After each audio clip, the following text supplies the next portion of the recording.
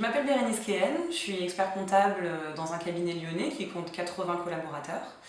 Le cabinet a défini une stratégie qui est de distinguer, de segmenter sa clientèle en différents départements.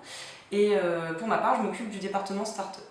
Alors qu'est-ce qu'une start-up? Donc, une start-up, c'est une structure qui va être nécessairement innovante. Il y a une notion d'innovation dans les startups. Maintenant, l'innovation, elle peut être technologique, elle peut être d'usage. Quoi qu'il en soit, cette dimension d'innovation implique que son business model n'est pas établi au préalable, étant donné qu'il n'y a pas de marché de référence. Elle entre dans un nouveau système qui n'existe pas.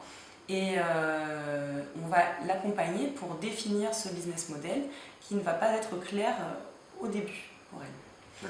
Il y a aussi un autre paramètre qui va définir la start-up, c'est son fort potentiel d'évolution.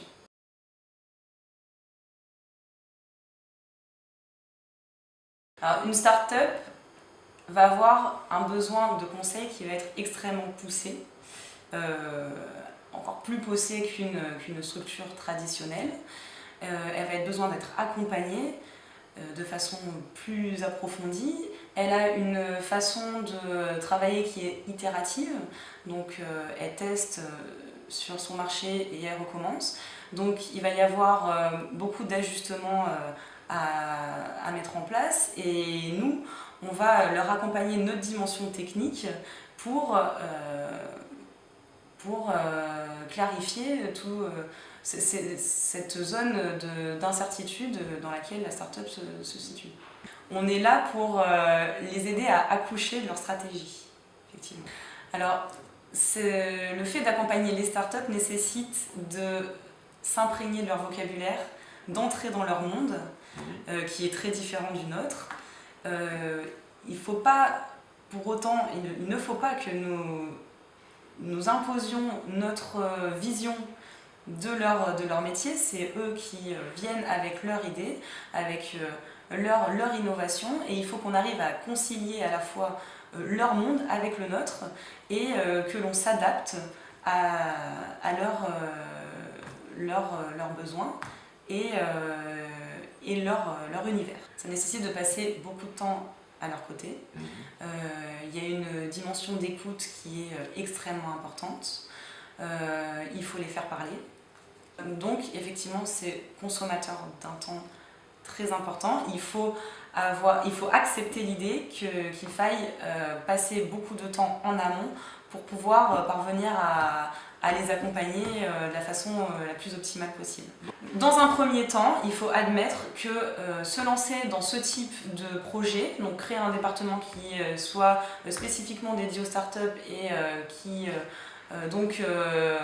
apporte ce conseil, du conseil à part entière, dans un premier temps, on peut dire que ce n'est pas rentable. Il faut accepter l'idée qu'on va avoir besoin d'un certain nombre d'années avant d'obtenir un résultat. Il faut être absolument clair avec le prospect. Il faut que ce soit une démarche qui soit gagnant-gagnant.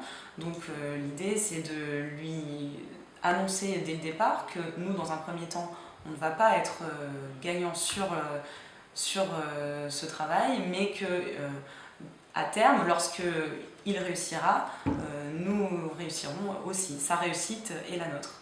Donc il faut définir dès le début ces éléments-là, être parfaitement clair avec lui. Ça nécessite également d'être parfaitement clair au sein de la structure, au sein de notre structure à nous, pour que les autres collaborateurs sachent orienter le client vers notre département.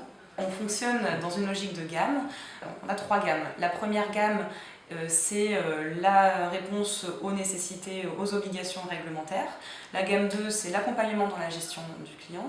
Et la gamme 3, c'est la partie conseil. On peut dire qu'au sein du département Startup, on a un raisonnement gamme 1, gamme 3. On est sur la partie réglementaire avec des prix qui sont planchers, puisque dans un premier temps, le client n'a pas un besoin qui est très important. Et également sur la partie gamme 3, puisqu'on est sur le conseil. Donc on a une combinaison de ces 2 gammes, la gamme 1 et la gamme 3. Et pas la gamme 2, du moins dans un premier temps. La partie accompagnement dans la gestion interviendra plus tard. La start-up en face est très réceptive à ce discours-là. Ils comprennent tout à fait que, dans un premier temps, ils n'ont pas d'argent, ils le savent. Ils comprennent que pour nous, c'est un investissement. Et ils savent qu'ils ont besoin de notre accompagnement, qu'ils ont dans tous les domaines juridiques, fiscaux, accompagnement dans la recherche de financement, etc. Ils ont besoin d'aide. Donc ils savent qu'ils ont besoin de nous et qu'en parallèle, ils n'ont pas la capacité de nous payer dans un premier temps. Donc ce discours commercial est tout à fait compris. Et ils intègrent également que si on les accompagne en amont et pas à pas jusqu'à la création de leur structure et son développement, ils poursuivent l'aventure à nos côtés. On est nous-mêmes une start-up au sein du cabinet, étant donné qu'on a un business model qui n'est pas établi, et on adapte notre offre justement aux besoins de nos clients. Donc on casse un petit peu les codes traditionnels qu'on appliquait au cabinet jusque-là. Et c'est quelque chose qui est tout à fait intégré.